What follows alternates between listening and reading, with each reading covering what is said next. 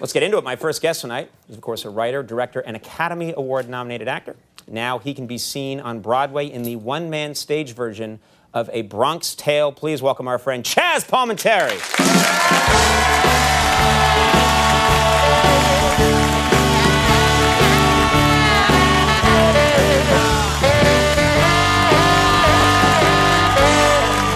How are you? Good, real good. You know what? This is something that you've been on the show many times. You're always a great guest, and I've noticed that you always come out and you're smiling. You've got a terrific smile. Yes. You're a very pleasant guy. But the minute you stop smiling, you're one of the most intimidating people I've ever talked to. You look like you have a stare that can just, melt solid gold. Is that true? It's a habit. I mean, because a lot of people see the roles I do and they think I'm that guy, and right. I'm really a sweet guy. You know, I'm a nice guy. But when I walk through the street, people run over. They go, "Hey, Chazz," and then they're like, "Hey, Mr. Palminteri, how are you?" Right. And people get scared. I mean, it's crazy. But you must be able to use that. I mean, I can't intimidate people if I want to. If I get really angry, people are just like, "Ah, you're such a fool."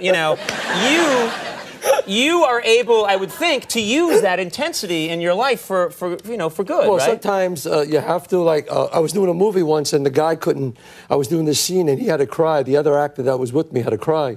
He really had to be upset about this thing, and he did it. We did take 1, take 2, take 3, and he still wasn't getting it. And the director says, he whispered to me, he says, "I don't know what to do." I said, "Look, he's a wonderful actor, but we just got to bring it out of him." I said, "You know what? Let's do it again, but keep the camera rolling."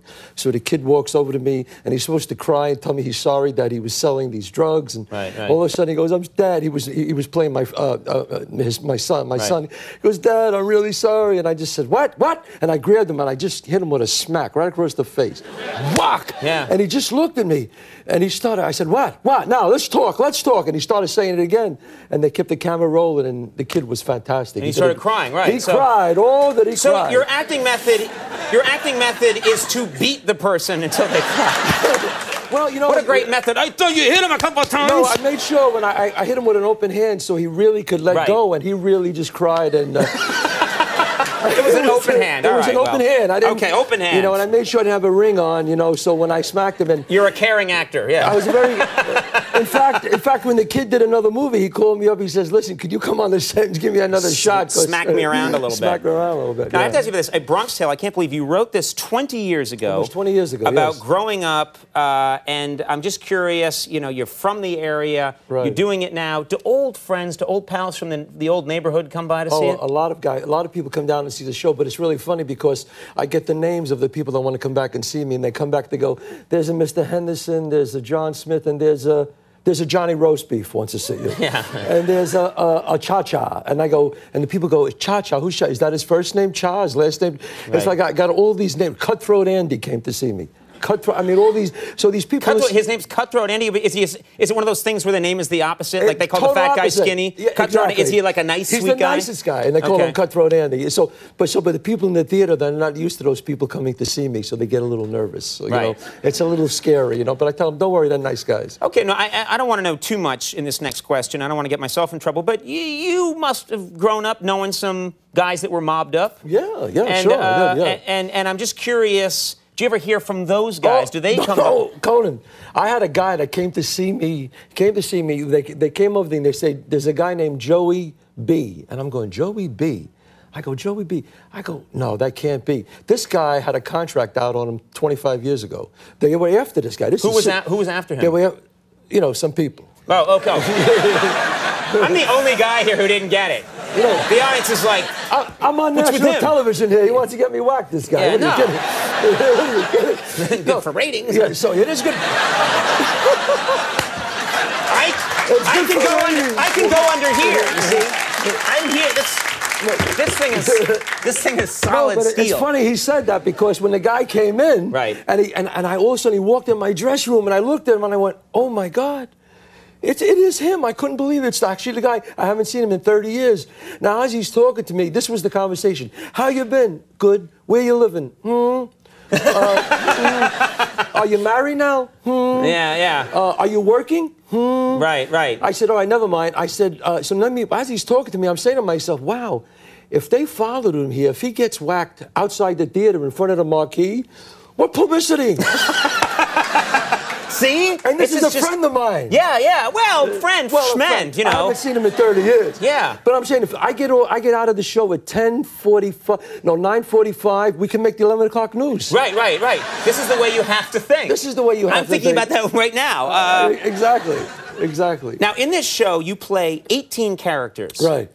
And you know, and you're a terrific actor, so I know that you can do it. There's one thing that I'm curious about. One of the roles that you play is you play a 9-year-old boy. I play me when I was 9, yes. How do you play you? Tell me you don't put on short shorts and a propeller beanie and, you know, No. I just sit there and I go like that, and I just stand there and I talk about, you know, growing up, when I was growing up on this. So the key to becoming a 9-year-old is just... Yeah, you got to think like that, and, you know, not exactly that face, but other than this that, is the face I made all through childhood. Yeah, it's like, you know... I was like, I wonder if I'll ever get a talk show. Yeah. Well, you got a talk show. Yeah. And then other kids would come by. They'll pay. I got to teach you. I got to teach you how to be. I mean, you're like, you know, the thing you do is the greatest. But I got to teach you to be a tough guy a little bit. You never know. You might be able to use it, and you know, I got to teach you how to be a tough guy. Am I right or wrong? You think I have that? I don't know. There might be some skepticism that I would have that in me, but you think you could help me? You're a terrific actor. I can stand up for 1 second. All right, you can do it. Yeah, okay, what do I do? The first thing you got to do is, see, when you're a tough... No, right? What am I doing wrong? You're moving too much. That's me. That's what I do. I'm always on the move. It's just like this. It's like this. You just... My nickname would be like Coney Stand Still, because I'm the opposite. Yeah. No, just give one of these. Go like this. That's not bad. What do you say? That's not bad. Here's the problem. Yeah. You just sort of do it casually. I would do it, and then I'd become obsessive about it. No. And then I'd rub creams and ointments in. That's good. And then I'm not a tough guy anymore. I'm a guy who's moisturizing on. It's a very thing. Then you got to bite your lips. I'll give you a smack. Come on, like that. What's that? What's that? You do that with your lips. I'll give you a smack. It's a butt.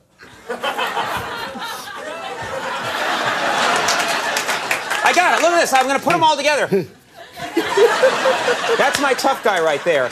A rabbit who's moisturizing. Now, I want to make sure I mention this, because this is important. And by the way, I failed that test. No, that wasn't bad. And what about talking like a tough guy? Is that, I mean, you showed me the physical mannerisms. Right. What kind of things do you say when you're a tough guy? Well, real tough guys, they don't yell. You know, they talk very quietly. It's like, hey, go do what you got to do. Go ahead. You know, it's like a real, hey, go do what you... They kind of suffocate the words. Hey, go do what you got to do. Just go do what you got to do. That's not bad. Now, we could have probably a whole conversation just using variations on that sentence. On that one sentence, What you gonna do? I don't know. Go do what you gotta go do and go do it. All right, I'll do it if you go do it yourself. I gotta do what I gotta do. Go do what you do. I ain't doing what I gotta do. You gotta do what you gotta do. We can do it together, and then we'll really get it done. We'll get it done. We'll get it. Two people. It's all good stuff. A Bronx Tale. And by the way, go see this show. A Bronx Tale is playing at the Walter Kerr Theater here in New York City through February 24th, and you do not want to miss this show. It's a limited run, and you can go on the web, abronxtale.com, and it's only run until February 24th. Yeah, so get in there and see it. Chazz Palminteri, you're the best. Thank you, man. Thank you. Always great. We'll be right back with Erin Burnett. She'll tell us what's going on in the stock market. Stick around.